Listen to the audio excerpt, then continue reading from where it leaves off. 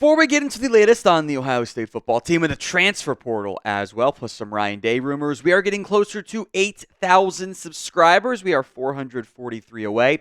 Hit that sub button. Help us get there. As a reminder, we will be live tomorrow for the college football playoff semifinals between Ohio State and Texas. Hit that sub button so you don't miss out. Let's begin with the latest on the transfer portal. Ohio State seems to be the heavy favorite right now for Georgia edge transfer Damon Wilson. Now, this was a player Ohio State recruited pretty heavily coming out of high school. There's been multiple On3, 24/7 Sports recruiting predictions, crystal balls, whatever you want to call them these days. Lot of buzz that he is going to end up committing to Ohio State. That certainly seems to be the path we're trending on.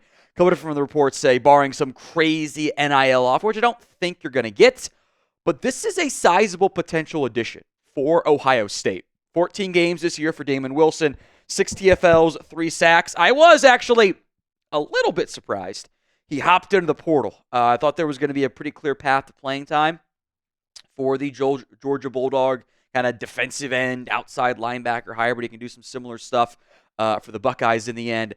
This was a player they wanted to get. Coming out of high school, he was a 5-star recruit in the 24/7 Sports composite rankings. Number 17 overall, he was the number 3 ranked edge rusher, the number 4 player in the state of Florida. This is a big deal. Of all the different recruits and commits and transfers, I should say, Ohio State is potentially going to end up adding. This one stands out to me as the potentially most impactful. Offensive line matters. I do like Max Clare. I do like C.J. Donaldson. But this is a big name who I think was primed for a big-time breakout year for Georgia. Next year, they're going to have it for Ohio State. Of note, 24/7 Sports has him in the uncommitted players in the portal, which does take out a pretty good amount of the guys, to be honest. But they do have him as the number 1 player. And pass rush help is needed. JTT is going to be off to the NFL. Jack Sawyer's off to the NFL. It missed in some recent years on recruits like Wilson. You had wanted to land Wilson as a recruit. You weren't able to get him. Now you might be able to in the transfer portal. And that kind of, redeems yourself for a recruiting miss. You get him, 2 years later in the transfer portal. It's not bad.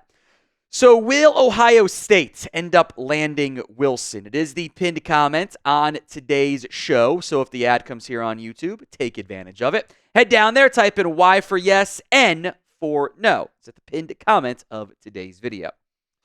The Buckeyes also might not be done looking at offensive linemen, which we kind of mentioned previously. Connor Moore, the Montana State transfer offensive tackle, is set to visit Ohio State on Saturday after the college football playoff. He's got 3 visits either planned or already underway.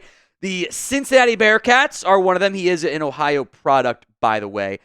Michigan State and the Ohio State Buckeyes. He's from Millbury, Ohio, northwest Ohio. If you need some alignment, if you're not too familiar with the things like D5 scores, like it's very much lower level football. That's how he ended up at Montana State. He was a first-team All-Big Sky this year. He was also a freshman All-American in 2023. He has played both tackle and guard for them.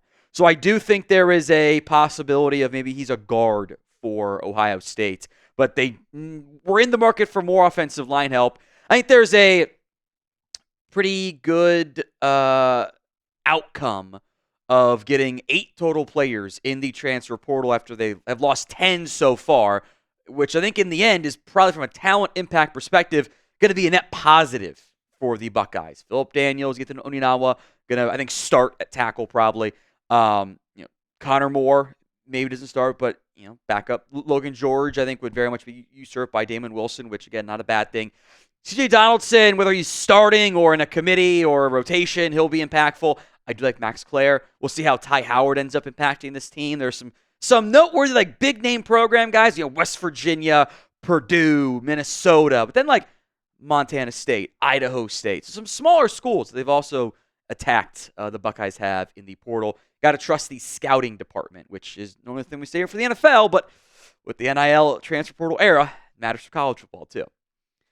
Today's show is made possible by Gametime. Gametime has a new feature. It's called Gametime Picks that makes getting tickets for events even easier. Gametime Picks filters out the fluff to only show you incredible deals on great seats, so you don't have to waste time searching through thousands of different tickets to find the best value. Gametime Picks is curation to make it easier to find better value for tickets to sports, concerts, comedy, theater, everything else in between.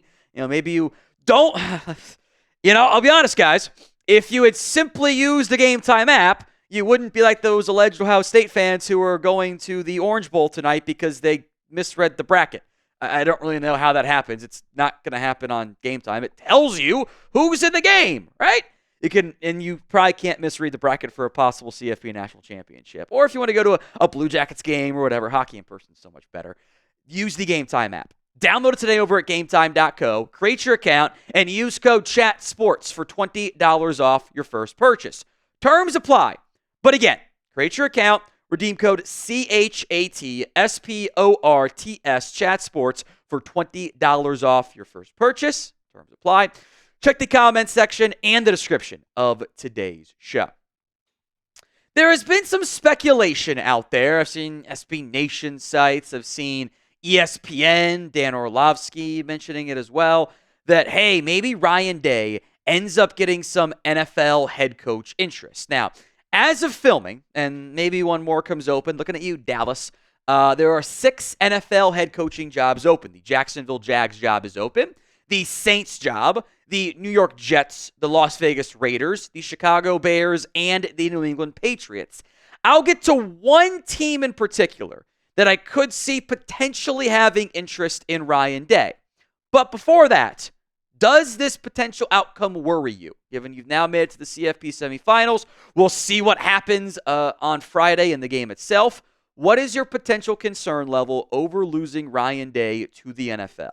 Scale it for me from 1 to 10 in the comment section of today's show.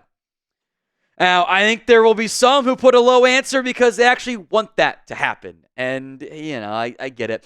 I don't love Ryan Day as an NFL head coach candidate. I think he's better in college. I think the scheme going to Chip Kelly's been better. That kind of seems impactful there. If you want Mike Vrabel, I think the hypothetical Vrabel timing could be bad, especially if they win on Friday, because the Patriots are moving very quickly. They can hire a coach whenever. They're an obvious link for Mike Vrabel there. The Raiders have interest. So if it's not the Patriots take their time, you get more of a window there. There's no ruining rule for Ohio State to qualify, but you'd have to have that as an option if you want to go. Otherwise, I don't know who the coach is if it's not Mike Vrabel. It's a little bit dicey. And in the end, maybe it's a non-issue. Because, again, I don't know if Ryan Day's really going to be that coveted by the NFL. The one team I would watch for is the Chicago Bears. Now, the Jets seemingly always interview at least one college coach or get linked to it because New York or whatever. I can also see Day's camp doing this, try to get an extension or something, to use leverage. Because once you're at Ohio State, there's no leverage outside of I'm good at my job, pay me more. And they're like, okay, that makes sense. There's no leverage for you. You're at Ohio State. You can't really move up. I think OSU job is better than a lot of NFL jobs. It's not all NFL jobs. You get paid more too. But back to this. Ryan Day was linked to the Bears job previously. He is also part of the, I call it the Trace Armstrong conspiracy theory. Trace Armstrong is a powerful NFL and college agent for coaches and whatnot and execs. He is Ryan Poles' agent. He was Matt Eberflus's agent. He was Shane Waldron's agent. All of the key deciders. I think he's related to Kevin Warren, by the way, up there at Chicago too. So I don't think it happens, but I did want to make note of that rumor floating out there. Actually, some late-breaking news here before we go. Just as we were about to film this video, Carson Beck entered the transfer portal. And while we weren't going to put that in the show, then Pete Nakos over at On3 says Ohio State is one of the teams to watch as a potential destination for the soon-to-be former Georgia quarterback. Ohio State, Texas Tech, and Miami are the 3 schools that Pete mentions as potential fits for Beck. I'll be honest, I don't get it. You have Julian Sayin. I think he's your guy. We'll see what the backup room looks like, but I think you can find a lesser tier backup quarterback than Carson Beck, who I don't think played that well for Georgia this past season anyway. By the way, Miami makes so much more sense. They don't have a promising young quarterback. Beck's girlfriend goes to school at Miami. I am casting doubt on this one. I wonder if this is Carson Beck's camp trying to get a little extra NIL dollars out of the Canes.